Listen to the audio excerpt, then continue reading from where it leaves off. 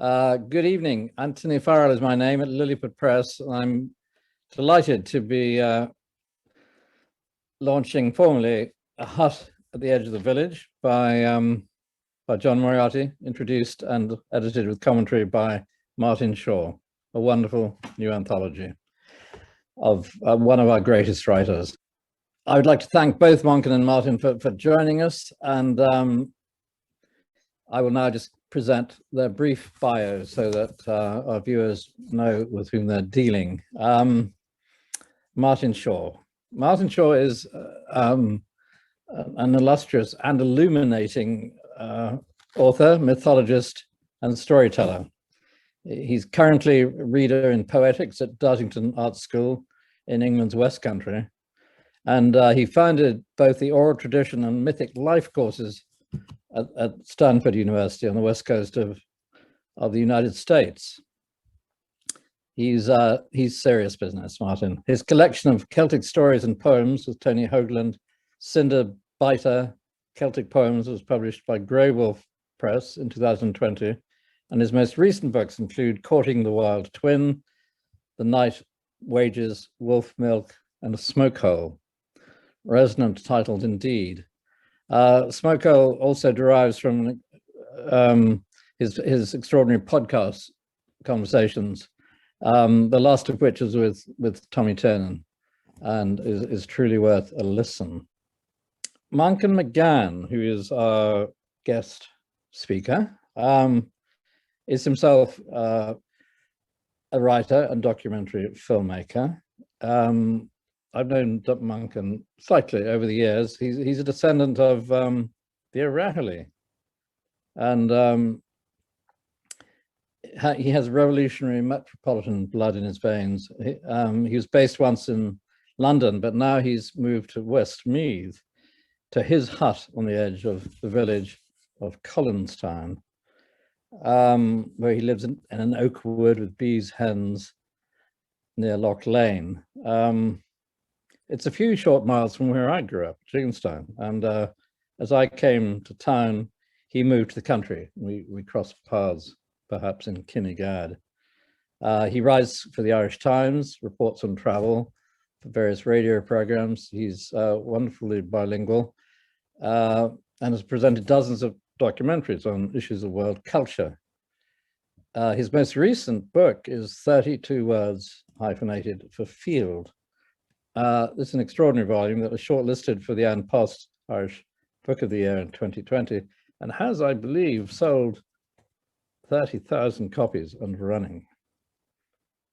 And now I hand over to Mcan Magan. Thank you, Mcan. Martin Shaw, I have been deep in your mind these last few weeks, just like imbibing the Smoke Hole Sessions, this new series of podcasts you're doing with Chelsea Green. And like I had always, it's so different. I had dropped into your books and I'd read and I got so much from Wolf Milk and from Night Wages and from previous works, but to be listening to you talking, you know, these intimate conversations with some really powerful thinkers, and this beautiful mix of thinkers and storytellers and writers from all sort of angles, from Jan Blake to Jeff Griffiths to John Mitchinson to Tommy Tiernan. And so now to like roll up our sleeves and to explore your latest project, which is so brave. It's so sort of just out there to try and find a way of talking about John Moriarty. So first, like, I bow to you for daring to do this even. Thank you, Mcan. It's so nice to see you again. The last time we were together, I think it was in Dublin about 18 months ago, and the notion, just the seed of this book had been kind of murmured between me and Anthony Farrell from Lilliput. And I'm delighted it is rather surreal. It is rather a surreal moment to actually be here talking about one of Ireland's greatest secrets to the rest of the world, the extraordinary exfoliation of the work of John Moriarty. about 10 years ago, I think I realized that I loved Flann O'Brien more than I loved Plato. And my life changed pretty much from that moment. And I've been reading John diligently for about 10 years. I think the fact that I didn't come to him too early in my life and in my own thinking has served me in terms of approaching the great canon of his work, because in a way I was fully grown. I am this endangered species called a mythologist. And so some of John's moves, whilst dazzling, I could follow. You can only track John. You can't trap him. You can only track him. But gradually over time, I noticed that, especially if I was talking to younger students, I'd throw in one or two of his more extraordinary ideas, and I'd see a great wrestling match amongst the youth take place. People liked to be in a kind of Moriartian consciousness. Now, for me, Irish culture is so great. It's as deep as the Greek. It's as wonderful as the Russian. I'm speaking in terms of myth. And those stories have been my bread and bones since I was a child. I grew up 1971 in the Celtic fringe of Britain. And although my body as a baby was faced towards Margaret Thatcher and the M25 and GCSEs and Culture Club, my heart was always trying to get over the Wicklow Mountains. Years later, I realized it's because my blood is Mayo, but I didn't know that when I was a kid. So this is all part really of a rather, I'm trying to do things properly, and I'm trying to really serve the voltage of Moriarty's work as best I can. But you're right, it is in the, no great story begins without a bit of foolishness. And there was a great foolishness in taking on this task, especially when it turned out that an enormous amount of John's files, literal files, had not been made digital. So I was going to have to type everything up. And of course, you can pay someone else to do that in the village. But I recognized immediately the Lindisfarne quality of the invitation, that I really needed to sit there with the wick and the candle and the window open and do the work myself. So I sat there, one word after another, over a long winter, typing it up. My God. And like already you have done so much to serve the wisdom of these islands, true, as you say, through your work of storytelling and your work of mythology, and finding ways to make them alive again for generations, by performing them, by writing them in new ways, by digging down into the bits that are dusty and refreshing them and refinding new ways. So that's one previous work.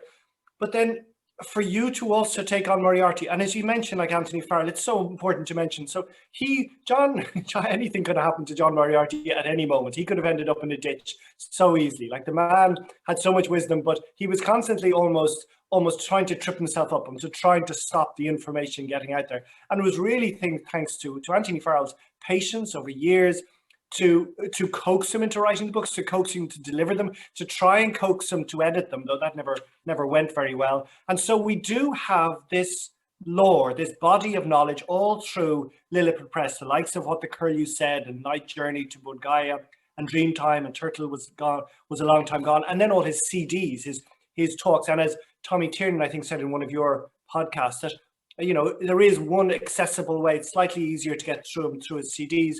But so Lilliput have all of these, but as you say, they're not really known, particularly not outside Ireland. So, so should we give the briefest summary of John Moriarty? Would you be able to sum him up in a sentence or two? Is that possible? I probably, you know, as we all know, trying to sum John up is like trying to grab a salmon. It moves this way and that way in your hands. It glints magnificently and then is gone. What we know about him is that in this incarnation, at least, he was born in 1938. He died in 2007. Absolutely to his boots, a Kerry man. And that for me is one of the really, really compelling parts of his work, and is more than anything, you know, and he was a par excellence oral storyteller. I think his books are extraordinary, and they are very similar in pace and rhythm to how he actually spoke. He was really, I think, just entering his stride when he suddenly realized he was at the end of his life. A hedge school for Kerry, that was what he really longed for. And what's so extraordinary about Moriarty, he always described himself as a singing Christian, which is rather lovely, that I'm a singing Christian. But the kind of Christianity that Moriarty is proposing is not the fat, blonde American type.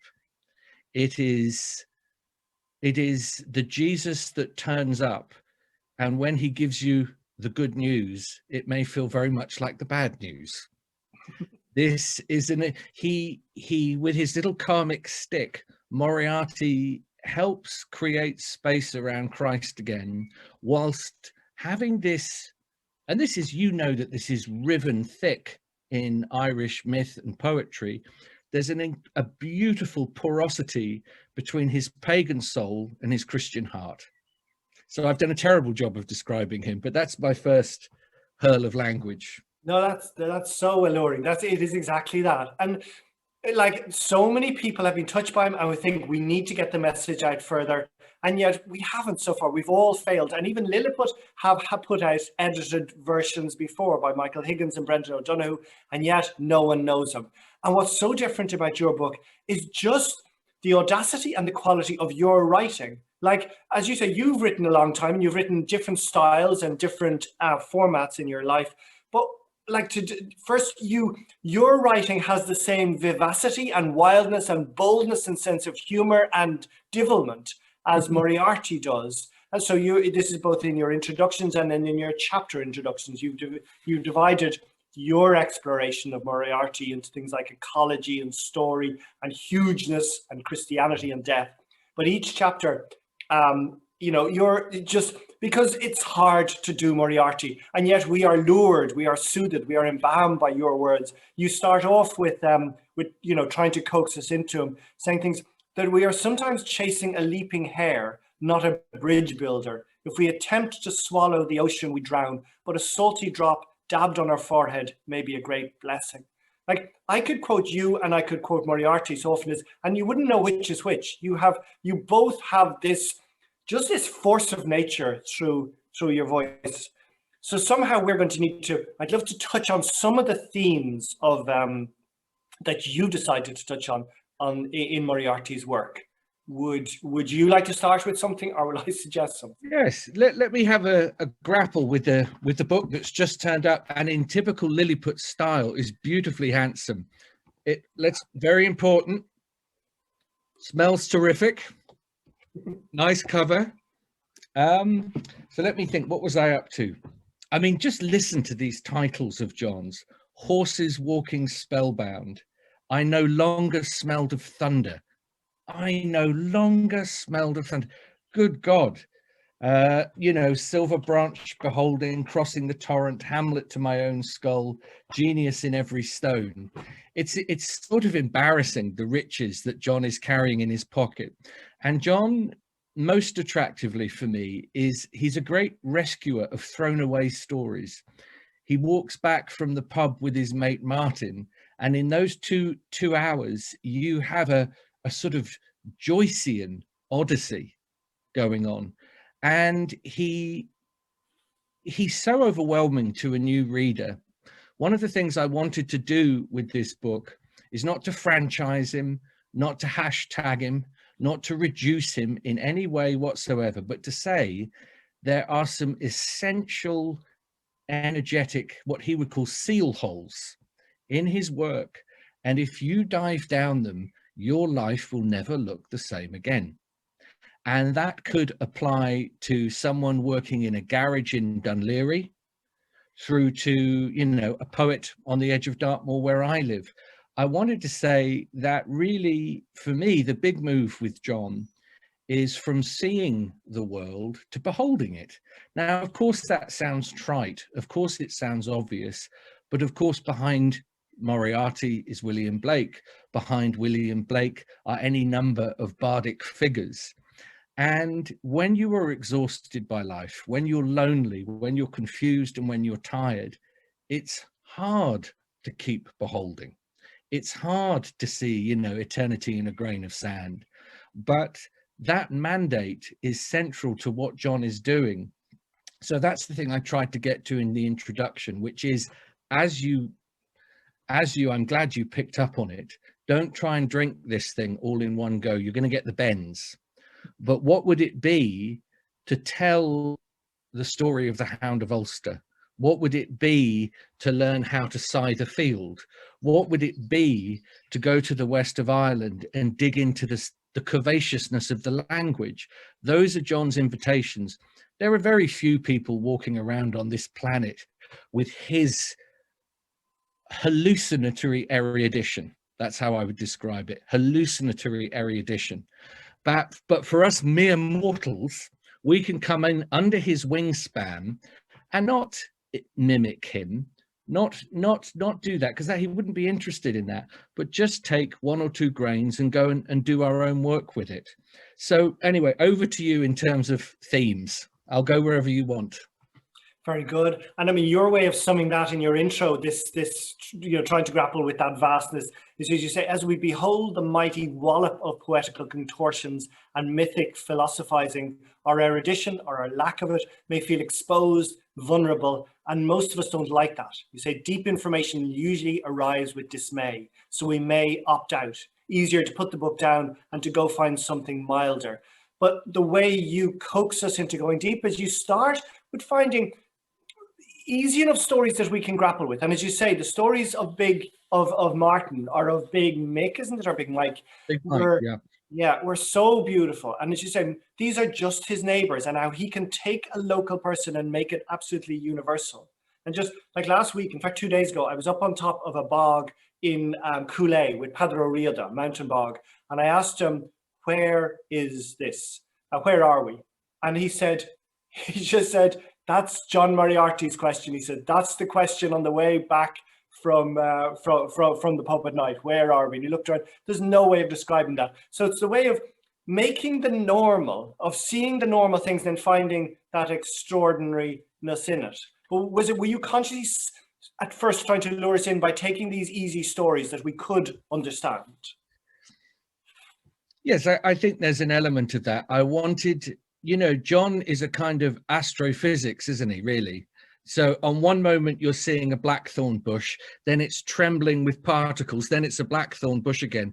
He's making all of these moves. So I wanted to start in the ground that he grew up in. I wanted to hear a bit about the quiet kindness of his father when he said he realized his son didn't want to live on wasn't going to be a farmer, and gets on his bike. I mean, it moves me almost to tears that his dad paid for him to go through university. Well, you know, think of his father's contribution to Irish culture in that moment. It's utterly magnificent. So I wanted to situate John in a place, and it's a little bit like, you know, those awful stories about you put a goldfish in a tank, and if you heat it up slowly, it doesn't realize how hot it's getting. The book is a bit like that. We start with the rooted, we start with the local, and then it builds and it builds and it builds. But what I tried to provide is a companionable warmth all the way through. And I'm saying, I'm walking, you know, there's an angel up ahead. Let's keep going. Let's keep going. And actually, a lot of what John has been criticized for over the years, repetitions of stories, sometimes even within the same book, that is an old oral technique. You must understand that this is a man who doesn't think in a straight line. It's not A, B, C, D. It's like Plotinus. The soul moves in circles, and so does John. His job is, to some degree, sacred disorientation. And it would be very hard to make a calendar of Moriartian sayings for every day of the year, and I hope it stays that way. That's the one thing, you know, I realized with this book, that there's no magic wand without causing terrible damage to Moriarty's work, to make it absolutely accessible and crystal clear to everyone on the planet. In the end, you either like this kind of thing or you don't. And I just do my best to open up a door. Not necessarily, I mean, I am a scholar and I am an academic, but really my own interior work was forged by living in a tent for 4 years. It was, I tell you, here's one little detail, Manchan. It's just before I did the work on John's material, I had spent 101 days in a vigil in a forest, and I just sort of walked out of the voltage of that experience straight into this particular labor, and I think that assisted me. I think it freshened me up for the task. And that's why I think this book might be the one that really unlocks Moriarty for people.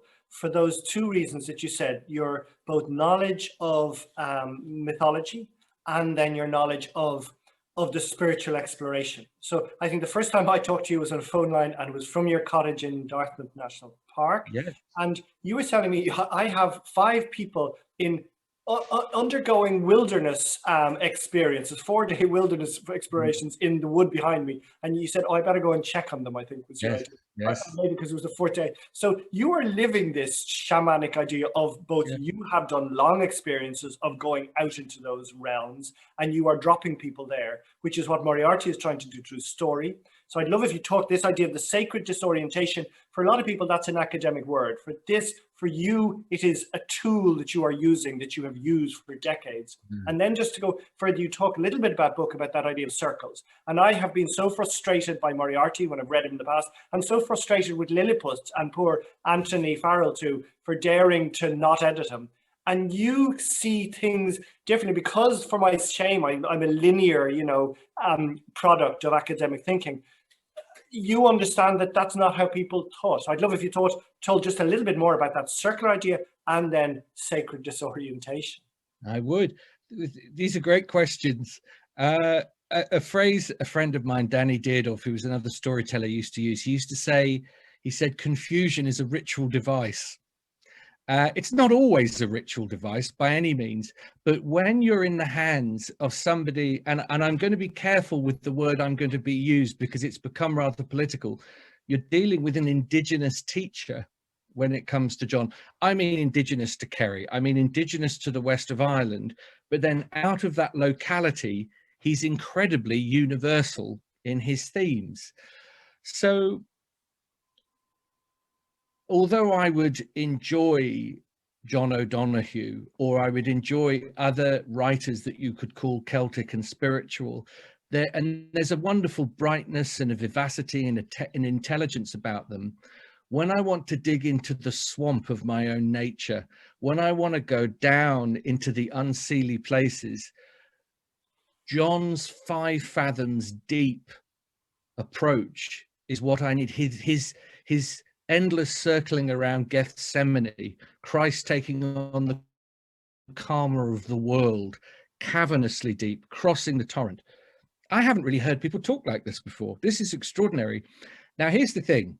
If you're a storyteller, if you're a good storyteller, you are always aiming the antler tip of your story at what we call the chthonic, the underbelly of the listener. So in other words, when the magic ends and they go home and they say, I can't quite remember the story, I can't remember what happens, but that night the story dreams them, it bedreams them, just like a landscape does, just like the paps do. You get bedreamed. And Moriarty's stuff is a bedreaming. He's not woke, he's dreaming. And now that could be a hashtag. That was just made up right now. Yeah, he's not woke, he's dreaming. And that's the way to approach it. I wouldn't look at trying to get from one end of a book to the other necessarily, but you dive in to this beautiful image he uses of seal holes. And I suspect, I never met John, but I get the shudderation of loneliness in his work, which is something that's part of my life. I've always felt different, and not different necessarily in an elevated sense, just apart. And you've probably seen these very famous pictures of John where he's surrounded by piles of books. And as you remember, at the end of the book, I say this is his Stonehenge. These are his noble ancestors. So in other words, John's community are not necessarily the living, they're the Rhineland mystics, they're Crazy Horse, they're Pablo Neruda, they are he reaches through the centuries. You'll remember this wonderful quote Seamus Heaney always used to say, at the bottom of my garden is medieval Ireland. I can just kind of walk through that door. A similar figure over here was Robert Graves. Interestingly, I think there's a bit of a connection between Graves and Moriarty, simply because the great book of Robert Graves is The White Goddess. The White Goddess does things to you if you read it. Is it academically stringent? Not really. Is it full of problems? Definitely. Is it a magic book? Yes, it is.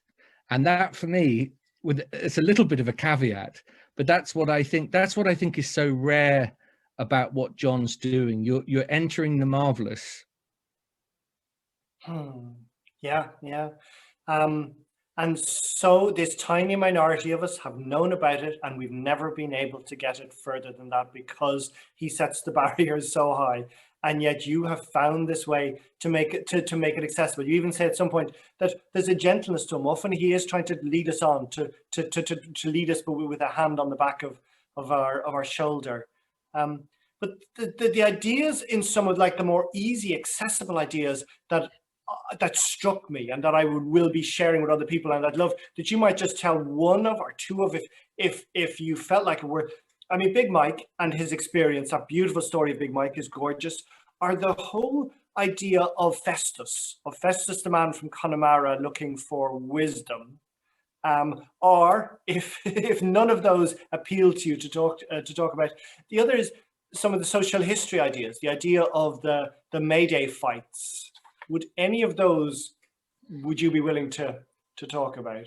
I think I've got, utterly candidly, at this moment, they're not coming to me as things to dig into.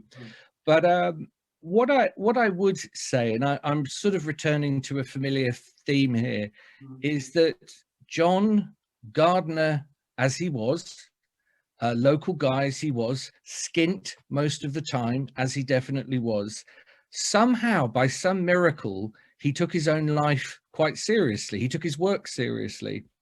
And the thing that I'm trying to encourage us all to do, and this is how it relates to those little snippets of story you've just described, is that for every single reader, underneath your knees, there's a little prayer mat. There is a unique little story that you're carrying that Google hasn't captured yet. Google Earth hasn't captured yet. And for me, Moriarty is always inviting you to dig into the local. The first time I read him, I was on a train, and I suddenly noticed that 7 hours had passed and I'd gone through the London Underground and I couldn't remember it. And I thought, oh, this is a good sign. This is a good sign. Something's happening. And there's a chant for someone like yourself with this magnificent book, which I really love it. I absolutely adore it. I like the font size. For someone as blind as I am, the font is of a healthy size. But for someone as interested in words as you are, I'm probably barking up the wrong tree. This is your area of expertise, not mine. But even when John is speaking English, I feel there's Irishness in the rhythm of the way he speaks English. Yeah, so true, so true. And yeah, like in a way, you know, when we read Moriarty, there is something that's keeping us on the page despite all the hurdles, and I didn't quite know what it was until I read your book. And when you talked about the chant, when you say that it's this sing-song melody of his philosophy, he says Moriarty's writing is more chant or evocation than writing. He chews over the stories so they become myths. He is demonstrating an almost forgotten tongue, the ability to create myth from story. Tell me about this chant. I should have noticed it, but I hadn't before. When you next look at it, look at the way John repeats a phrase over and over again. It has an element of liturgy about it.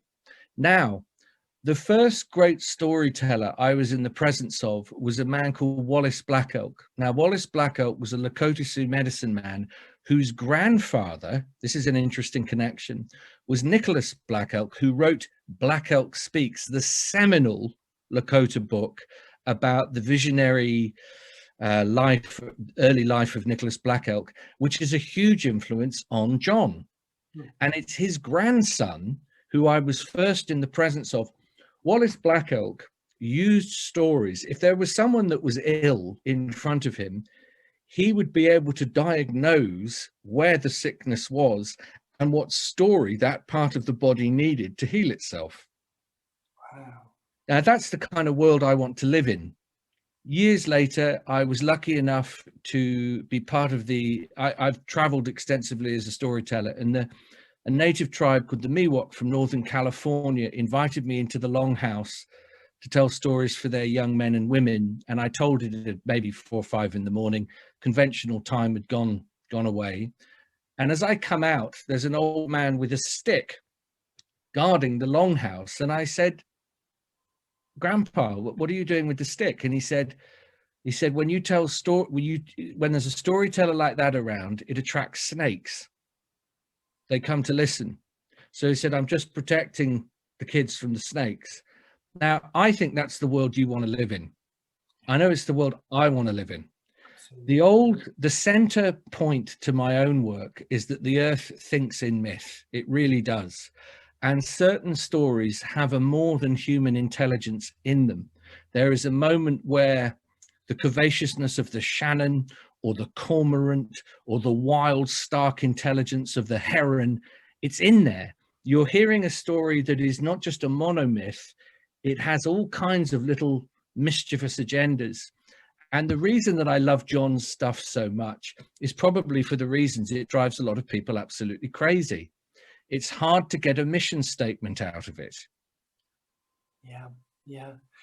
Well, what you've just said there about him summoning up the landscape. If Moriarty was still alive, and my mum once had a long boozy lunch with him over lobster and wine in Dingle years ago, and I wish I was stuck at home about 3 miles away, but I wasn't there. But the question I'd ask him, and I can't, but I can ask you because you have a lot of that same idea. Because you just said it there, but you said that in your intro, you say that John is having the barley, the peregrine or the rain speak through him in a way that humans can understand. At another point, you say that it's not the talk of the landowner, it's the talk of the land.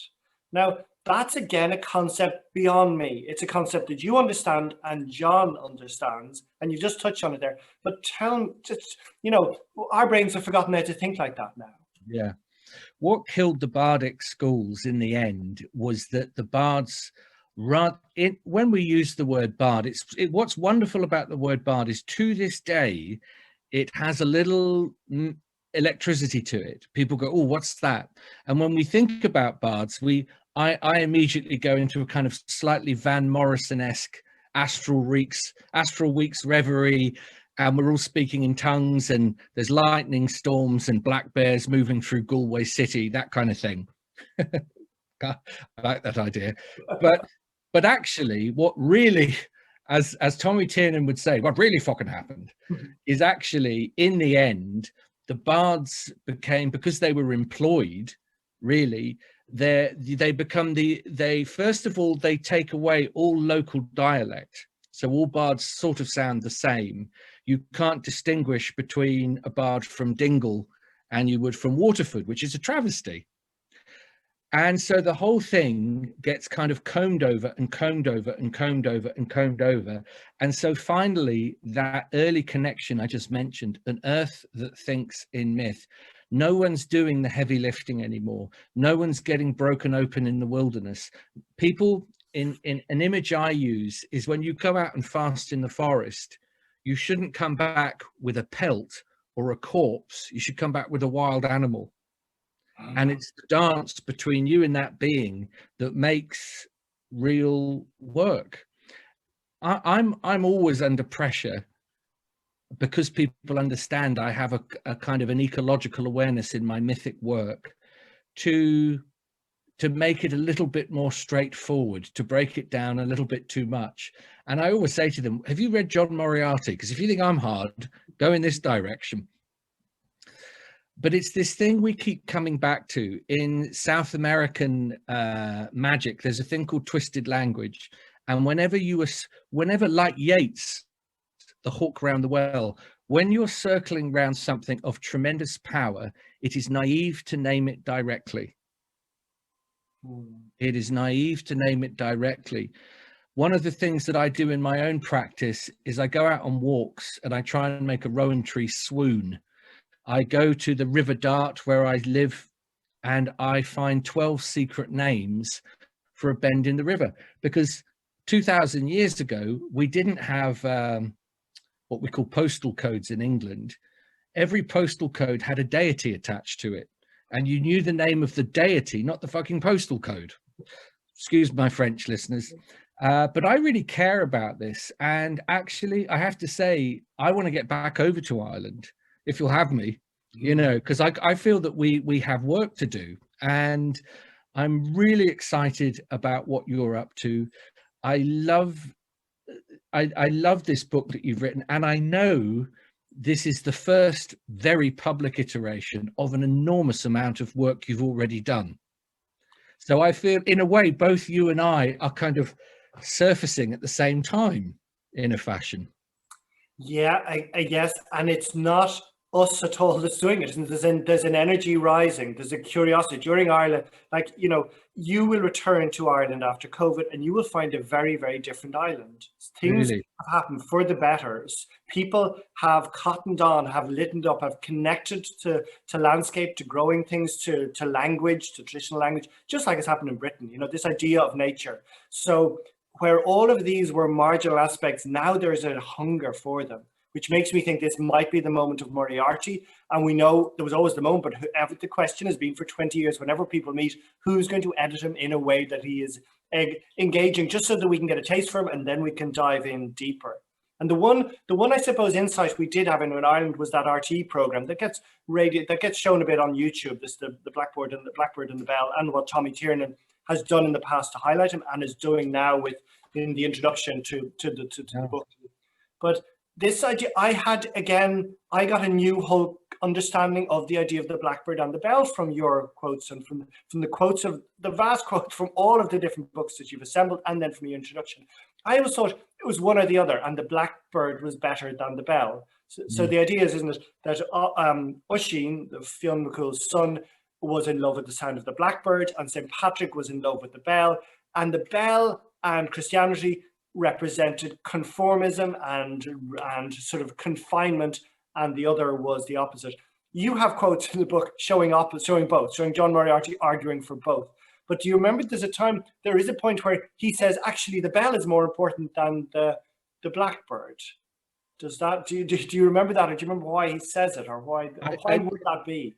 At this exact second, I can't remember why he said it, but one of the things I argue in the bush, isn't that interesting? In the bush, yeah, the bush. He's also talking about your bush soul. Yeah. So in the great bush soul of Moriarty's book, one of the things that I say is, in the Epic of Gilgamesh, I'm talking myth for a minute, there's a wrestle between Enkidu, the wild man, and Gilgamesh from the city. And I say, actually, although it's tempting to think that Moriarty is all about Enkidu and nothing about Gilgamesh, actually, no, really, John's in the wrestle, like we all are. We're caught between wildness and domesticity. We're caught between what we mistakenly think of as wildness and culture. But indigenous and initiatory practices all over the world teach what you could call a culture of wildness.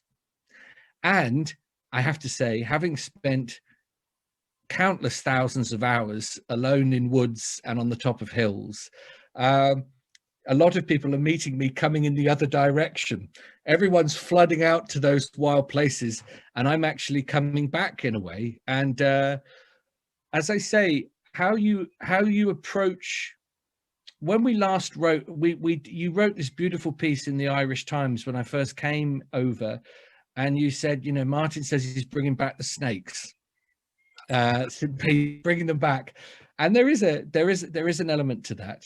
So I'm encouraged by what you're saying about a new energy in the land, of new old energy, and I'm hoping to be over in September, and I'm going to be in Dublin.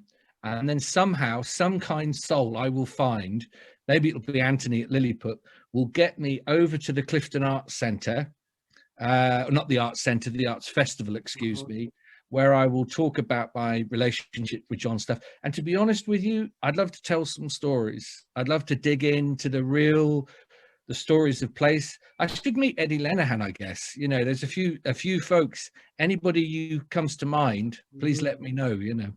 Great. I'll be speaking at the Clifton Arts Centres at the Arts Festival as well, so we will see each other there. Just in the last pages of your book, you conclude with, I would suggest that we got our breath, our mind, our heart around the challenge of these writings. It's not something to be conquered or sublimated or reduced, but joyfully submitted to. Yeah. And that, like in the space of these few minutes, that's what you've managed to do, to make us think there is an enormous depth there. And we don't anymore need to wade through the dark passages. You've done all the heavy lifting for us. We could, of course, go deeper. But I have had my understanding of things like Cormac MacArt and the fact that these great kings were actually animals, that art is a bear, a concept I'd never thought of before. The idea of that the spark of an ember taken from a Samhain festival is actually the fire of the sun. That the reason that there's, you know, my sort of granny's people would have brought an old ember back to them. They were bringing the sun. I had never understood that before, and I probably read Moriarty, but you don't focus because the wave, the torrent, is on top of you. In the same way as the whole idea of, oh God, where he talks about his father and the scald crow, and the scald crow being depression, and like the big thing I was thinking about is why did Martin, with all of the projects you have on and all the important work, why did you devote your time now to doing this massive thing that everyone has spoken about, that's trying to distill Moriarty, but you did it now? And I think it's almost caught up in that. Now is a time of depression, of urgency, of despair, and what this might be a tool. It is. It's a scald crow time. In other myths, I would argue, I'd say this is not a time of the horse, this is a time of the wolf. And when you're riding the back of a wolf, it goes at a different speed and is far less domestic than the beautiful power of a horse. Thank you for picking up on it though, because for any writer, it's a big ask to devote an enormous amount of your time to somebody else's work. But I did feel, and I don't use this phrase very often, it felt like civic duty.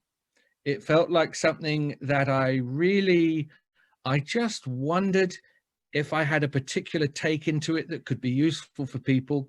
I've tried to do it as respectfully as I can, but I'm also not tiptoeing around John. I have to say, and this is, I'm enraptured by his work, but I'm not intimidated by it. Yeah, that's what's so clear in the introductions, and that's what the rest of us have always been. You really have had to do 4 years of living in a tent in the wilderness, and then so many longer sort of hermit times that you have done to be able to grapple this. Martin, you've done us all a service, as has Lilliput. Like this book, absolutely. Yeah, it's finally the one that is going to give the world Moriarty, hopefully. Thank you so much, and I look forward to seeing you in Ireland. We all do. You too. Thank you.